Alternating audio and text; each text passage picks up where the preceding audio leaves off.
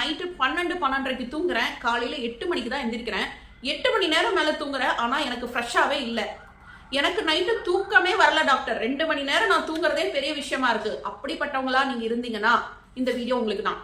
ஒரு குவாலிட்டியான தூக்கம் எதுக்காக வேணும், இந்த தூக்கம் குவாலிட்டியா இருக்க நம்ம என்னென்ன ஸ்டெப்ஸ் எல்லாம் ஃபாலோ பண்ணணும் அப்படிங்கறத பத்தி இந்த வீடியோல பார்க்கலாம்.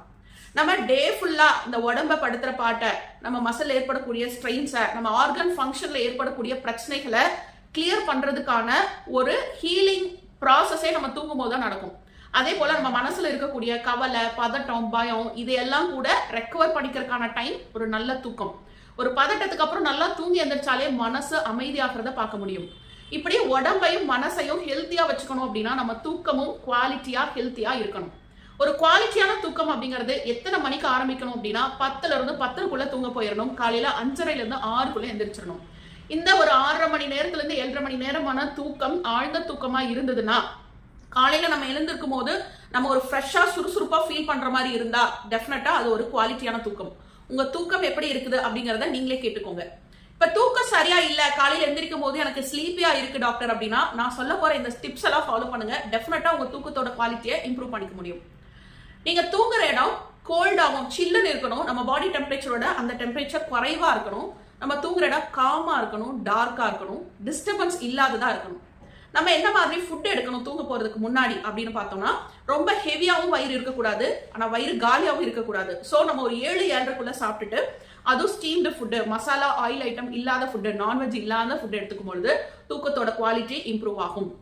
நம்ம தூங்குற இடம் காற்றோட்டமா இருக்கணும். நான் கிளினிக்ல பாக்குற 90% ஆஃப் பீப்புள் சொல்ற விஷயம் என்னன்னா, நான் ஜன்னலை க்ளோஸ் பண்ணிட்டு தூங்குறேன் டாக்டர் அப்படிங்கிறது தான்.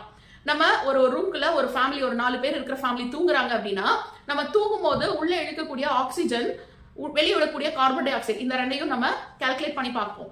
இப்ப அந்த ரூம்குள்ள ஒரு 10க்கு 16 ரூம்குள்ள எவ்வளவு ஆக்சிஜன் இருந்துரும். நம்ம ஒரு 8 மணி நேரம் அந்த ரூம்குள்ள 4 பேர் தூங்குறோம். வெளியே கார்பன் டை ஆக்சைடை விட்டுட்டே இருக்கும், ஆக்சிஜனை உள்ள யூஸ் பண்ணிக்கிட்டு இருக்கும். அப்போ ஒரு டைம் பீரியடுக்கு மேல ரூம்குள்ள இருக்கக்கூடிய ஆக்சிஜனோட லெவல் குறைஞ்சிரும். ஸோ திரும்ப நம்ம கார்பன் டை ஆக்சைடை தான் சுவாசிச்சுட்டு இருக்கோம். நம்ம தூங்கும் போது ஆக்சுவலாவே நம்மளோட பிரீத்திங் ஷாலோ பிரீத்திங்கா தான் இருக்கும். டே டைம் மாதிரி டீப் பிரீத் எடுக்க மாட்டோம். அப்ப இந்த ஷாலோ பிரீத்திங்ல திரும்ப இந்த கார்பன் டை ஆக்சைடை சுவாசிச்சுட்டே தூங்கும் பொழுது நம்ம பிரெயினுக்கு தேவையான ஆக்சிஜன் இல்லாம போகும், நம்ம செல்லுக்கு தேவையான ஆக்சிஜன் கிடைக்காம போகும். அதனால கூட நீங்க காலையில எந்திரிக்கும் போது ஒரு டல்லா ஸ்லீப்பியா ஃபீல் பண்ணுவீங்க. இன்னொன்னு, ஏசி போடும்போது நான் எப்படி டாக்டர் ஜன்னல் ஓபன் பண்றது அப்படின்னு கேட்டீங்கன்னா, அட்லீஸ்ட் கொஞ்சமாவது உள்ள காத்து வர அளவுக்கு, ஒரு சின்ன அளவுக்காவது நீங்க விண்டோஸ் ஓபன் பண்ணி தூங்குறது தான் ஒரு ஹெல்தியான ஹேபிட்.